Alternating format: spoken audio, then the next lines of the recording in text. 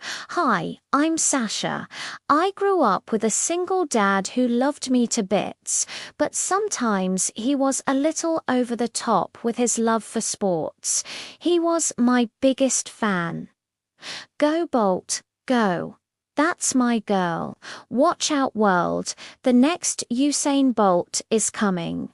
He'd always cheer. You see, my dad was a figure skater in his teens. My mum left us when I was just 2 without giving any reason. Ever since, he was my everything. We were so close that even when his family pushed him to remarry, he always insisted he didn't need any help to raise me.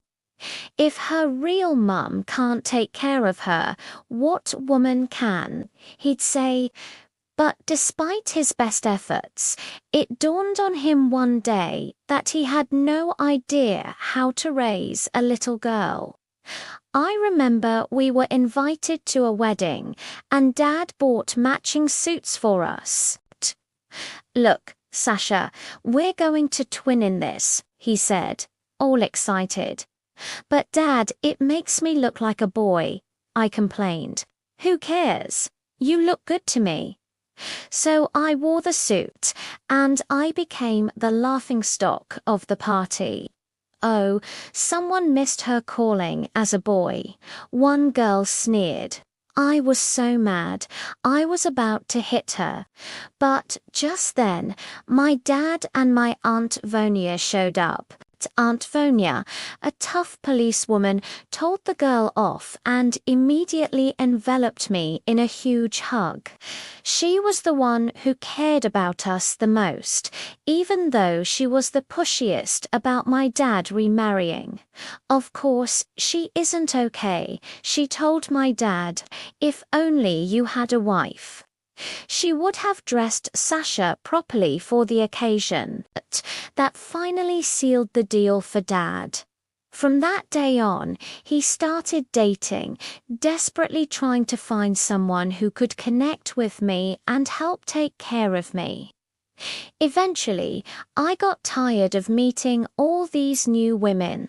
I told him, "It's okay, Dad, I can take care of myself." He looked at me, worried, and said, "But Sasha, you're only 8. I just smiled and said, "Don't worry, that's why we have Google." And so, from then on, I took charge. I learned to cook by watching YouTube tutorials, though it was always a hit or miss. "Is there sugar in this?" Dad would ask. "Yep," I'd reply proudly.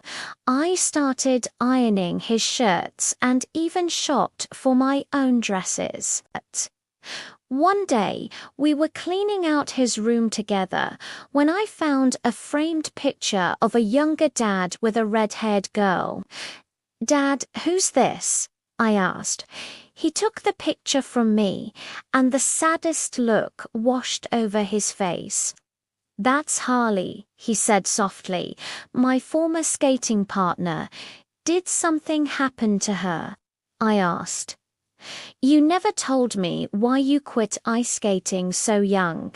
It's not something I like to talk about. Sasha, please just drop it."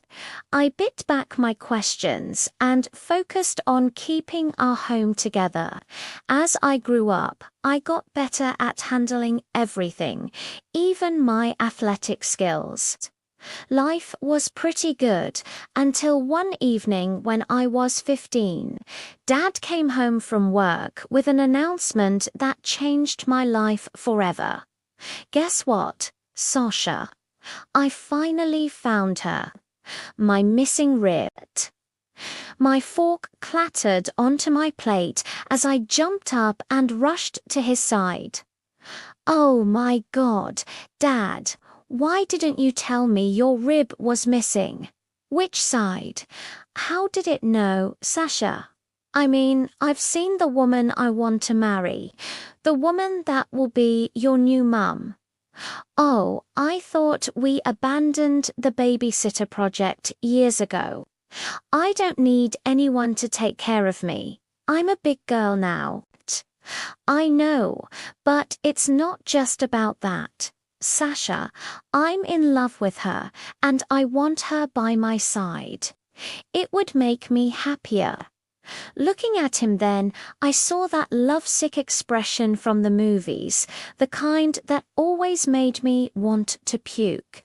And even though I felt a pang of jealousy that I wasn't the center of his world anymore, I knew I couldn't be selfish.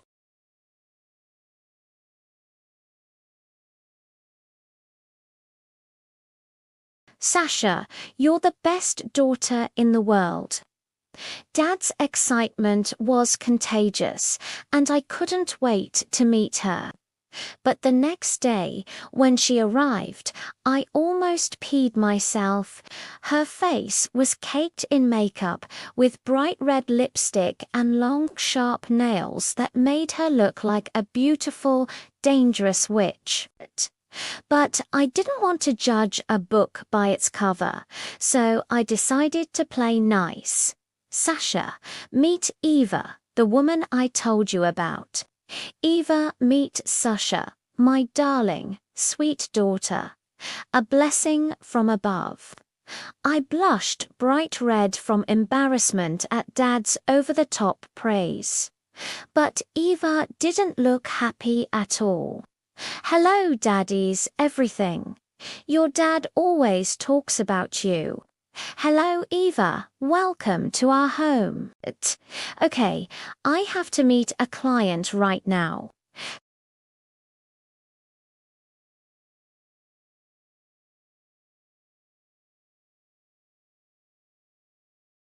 And just as he was about to kiss me too, Eva suddenly threw an arm around me.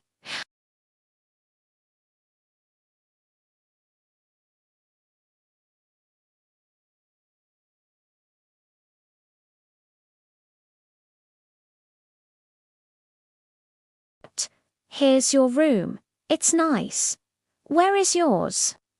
I pointed to my room across the hall, and in a flash, Eva was inside with her luggage, already unpacking. Oh, this room of yours is much more lovely and spacious. Let's room together. You'd rather share a room than have your own, of course. I want to spend every precious second getting to know my stepdaughter to-be.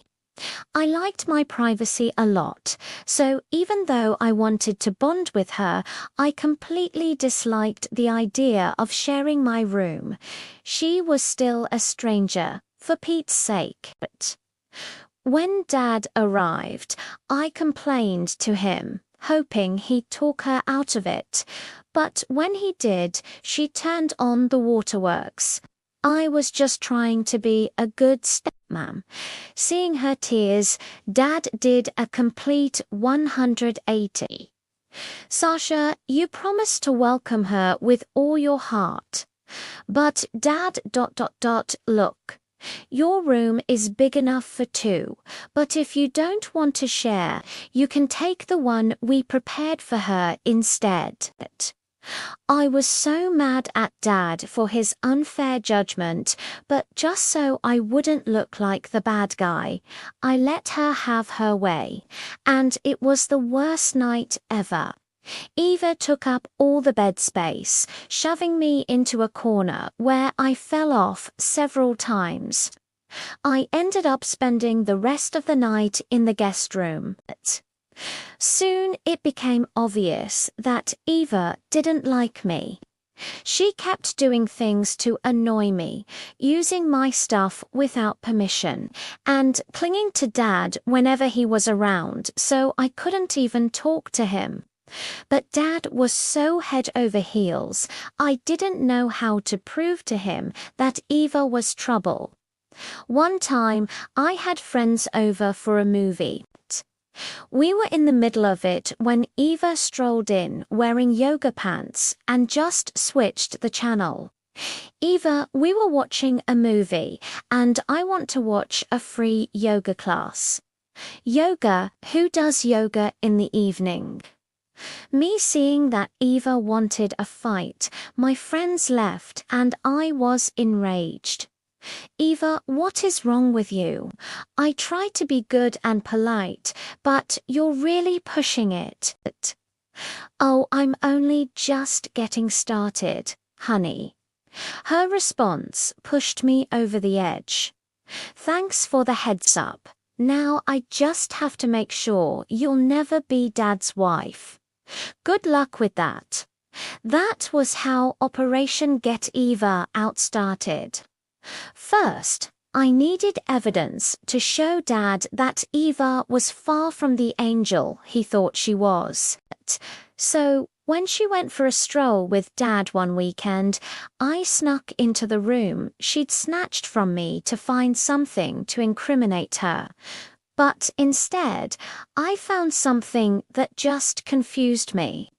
In one of her bags, I saw the same picture of Dad with a red-haired girl, but this one was a physical print. And there were other pictures too, all with my dad in them. From that time all the way up until now. What was going on? I couldn't believe it. I even saw myself in some of the photos.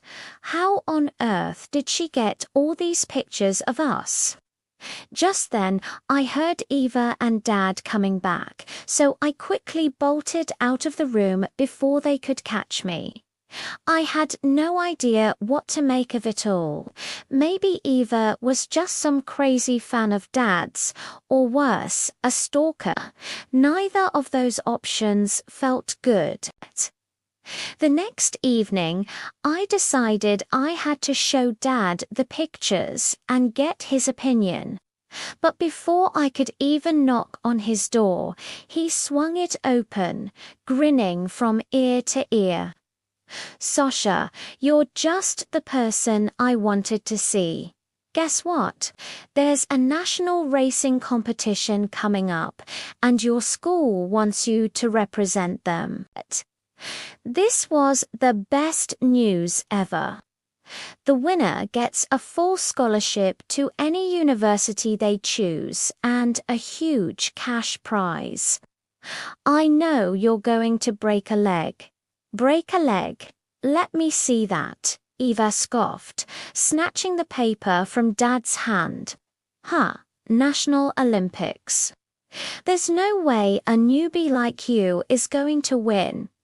Dad jumped to my defense. Sasha is a really good athlete. She can win. I just shrugged. Even if I don't win, it's an amazing opportunity to do what I love on a national stage. Winning would just be a bonus. Eva just rolled her eyes. Really? We'll see. I meant what I said, but that didn't stop me from training harder than ever. Eva would always show up to watch me practice, but I just did my best to ignore her. Even the mystery of the photos took a back seat for a while.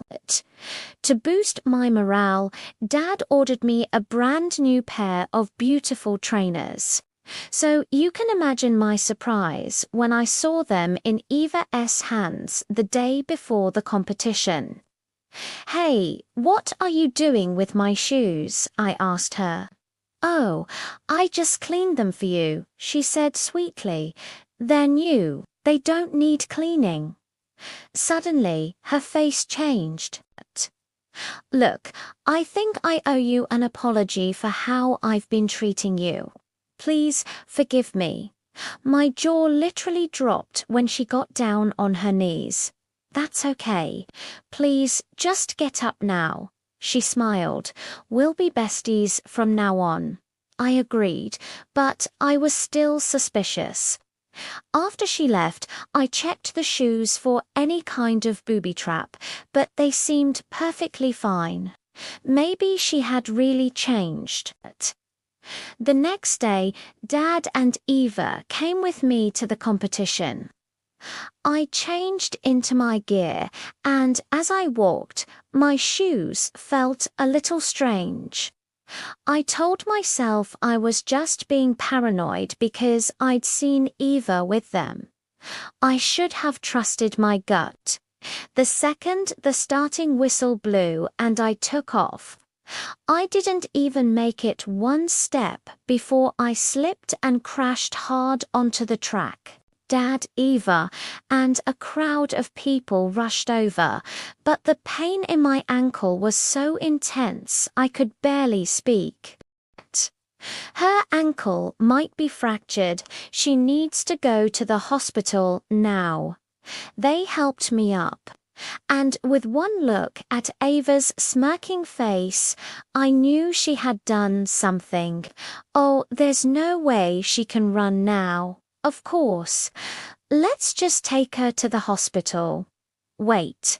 I raised my foot and looked at the sole of my shoes. And just as suspected, I saw that all the grooves had been sanded off. It hadn't occurred to me to check the sole yesterday. Now, it was so smooth, there couldn't be any friction between it and the ground. That's why I fell, wah, what kind of person made these terrible shoes? I'm going to sue the company. I knew exactly why my shoes were that way, but I bit my tongue for the meantime. Leaving the competition meant Eva had one, and I wouldn't give her that satisfaction. So I pulled off my shoes, and everyone watched in shock as I walked back to the line. Sasha, what are you doing? You're limping. Without looking back, I took off running. Well, more like limping. The stadium went quiet as they watched me, and when the other athletes began to cross the finish line while I kept going, they went wild cheering for me. Can you believe it? Sasha Chin, our youngest competitor, continues barefoot. Despite her injury, this is breaking. Of course, I didn't win. In fact, I came in last place. But that day, I was hailed an inspiration to all for not giving up till the finish line, and that alone made me so happy. Bitterness was written all over Ava's face when I finally met up with them. Honey, that was so reckless of you, but oh my God, you're so awesome. Thanks, Dad. Now, Eva, what moved you to eliminate the grooves in my shoes? And don't try to deny it. I have a live picture of how those shoes were before you ruined it. That was a lie, but I just had to make Eva confess. What, Eva? You did what? Oh, stop flapping your mouth like a dumb fish. You go on and on about your perfect daughter who is great at sports. How dare you? After you ruined my own career 26 years ago, if only you paid attention and caught me, I wouldn't be limping. Wait, you're Harley. Dad and I watched in horror as Eva pulled off her wig, revealing bright red hair like the girl in the picture from Dad's ice skating days. Correct? All this has been a well-staged arrangement to get back at you for ruining my life, for failing to catch me. While she was ranting, I noticed Aunt Vanya come up behind her holding a recorder and asking me to be quiet. I had invited her to the competition, and though she was late, I couldn't think of any better timing. But that wasn't my fault. You were so desperate to win. You insisted on that risky stunt. Whatever. I just hope your daughter's limp is permanent. If that's the case, her career will be over, just like mine was. I wonder what the police would say about everything you just confessed to. I don't see anyone calling the police. It's your word against mine, honey. Eva turned white when she saw my aunt waiting for her, glaring and holding up a recorder. Your confession is on record. You're under arrest, ma'am.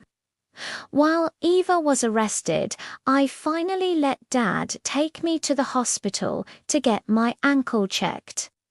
It turned out to be just a minor sprain, and the doctor said I'd be fine in a few days. Better yet, even though I technically came in last place, everyone at the stadium had voted for me to return for the next round in a few weeks. Right after, the doctor gave me the all clear. So, Harley is why you quit skating, huh? Dad asked me later. Yes, I was trying to impress her. She was always coming up with these incredibly risky moves. What happened to Harley was an accident, but it shook me up so badly that I quit. I'm so sorry I didn't tell you or listen to you, I said. It's okay, Dad. You were in love. I guess that's what they mean when they say love is blind, right? That's the last woman for me, Sasha, he said, shaking his head. Oh, come on, Dad, don't worry. You'll still find her one day. The woman that will be your missing rib and maybe your left kidney, too. He chuckled. I've missed you, honey. You're the greatest love of all. With my consent, Dad dropped the charges against Eva, also known as Harley, so she could go her own way in peace. And we went back to the good old days of just the two of us. Through all this, I learned the importance of not keeping secrets in the family. And I hope that one day I can inspire more young people to never give up on what they love, no matter what obstacles stand in their way. Don't forget to like and subscribe for more.